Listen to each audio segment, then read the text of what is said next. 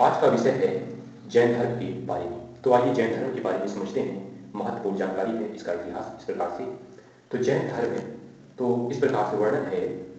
जैन धर्म के अनुसार जैन वे हैं जो जिनके अनुयायी हों। तो यहाँ पे जैन धर्म के अनुसार जैन वे हैं जो जिनके अनुयायी हों। जिन वे होते हैं जिन्होंने अपने मन, वाणी और काय को जीत लिया है। जिन कहते हैं जिन, इस प्रकार जिनको सर्वोच्च मानने वालों को जैन तथा उनके धर्म को जैन धर्म कहते हैं। जैन धर्म में तीर्थकर उसे कहते हैं जो सर्वज्ञ है तथा संसार में लोगों को जीवन मृत्यु से बाहर निकलने का रास्ता दिखाता है। जैन भिक्षु या जैन साधु को श्रमण कहते हैं।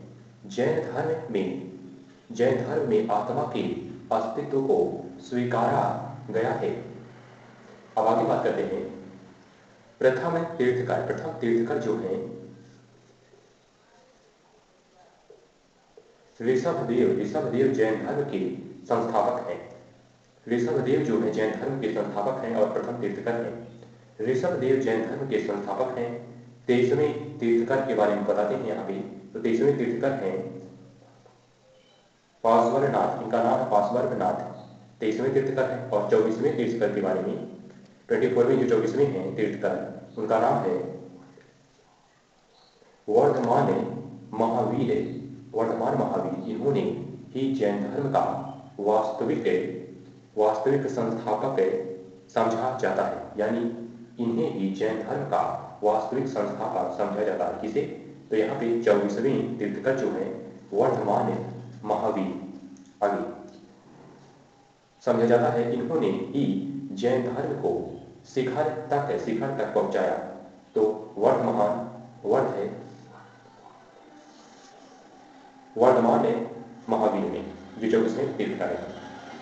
आगे जैन धर्म में कुल 24 तीर्थकर हुए हैं। जैन धर्म में कुल टोटल जो है 24 तीर्थकर हुए हैं।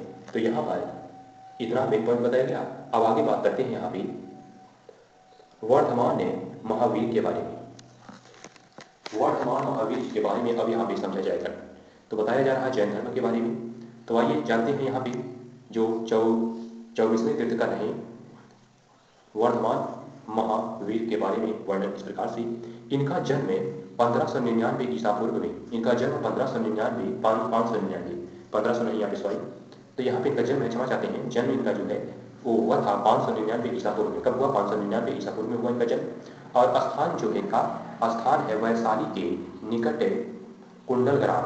वैशाली के निकट जो है कुंडल ग्राम है, वहाँ पे इनका स्थान है। अब इनका जो कुल है, ये जो तीर्थकर हैं इनका कुल है क्षत्रिय कुल। क्या कुल? क्षत्रिय कुल। पिता का नाम इनका जो है कि पिता का नाम है सिद्धार्थ है। सिद्धार्थ जो ज्ञात्रिक कुल के प्रधान थे। इनके पिता जो है सिद्धार्थ है जो ज्ञात्रिक कुल के प्रधान थे, पिता हो गए। अब इनके माता की बात करते हैं। माता जो है इनकी माता त्रिशला है। इनकी माता त्रिशला है जो बिंबिसार के ससुर है लिच्छवी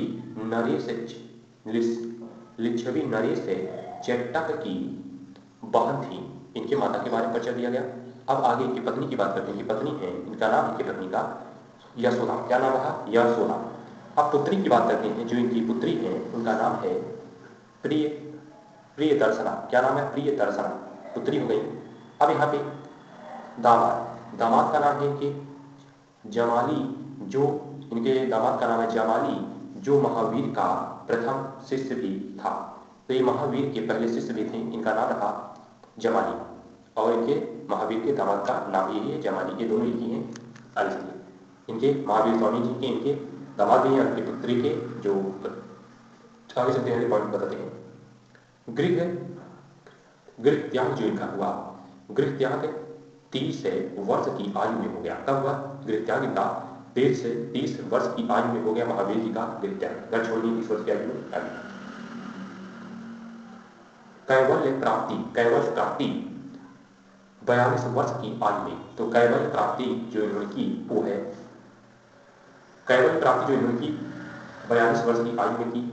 देह त्याग इन्होंने किया, देह त्याग इन्होंने किया 527 का 527 ईसा पूर्व 72 वर्ष की आयु में राजगीर के समीप पावापुरी में।